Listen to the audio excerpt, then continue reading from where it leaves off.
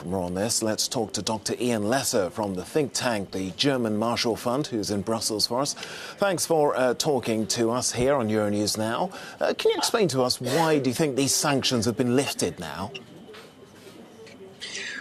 Well, I think there's a commercial rationale for it. I think there was a fear that it had resulted in an increase in aluminum prices, and the administration was coming under some commercial pressure from manufacturers and others to do something about this. It's a rather inconvenient timing, of course, because the politics around this are very, very fraught in Washington at the moment, with all of the scandals about possible Russian interference in the elections and so forth.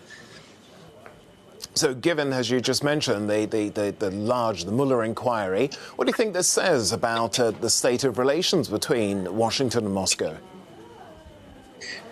Well, I think the experience shows up this kind of tension on the one hand between sanctions that have been put in place around possible political interference and a broader set of sanctions that also involve Europe that have to do with Russian policy in Ukraine and other things where the United States is very keen to keep the multilateral consensus on sanctions together.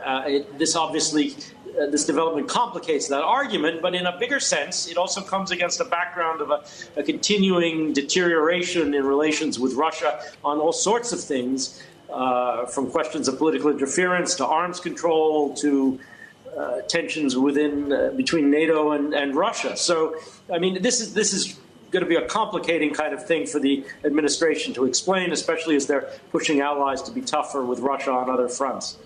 Indeed, but at the same time, as you alluded to earlier, the United States is under huge pressure because, it's because of the tariff war going on with China at the moment. It has to find other sources for aluminium.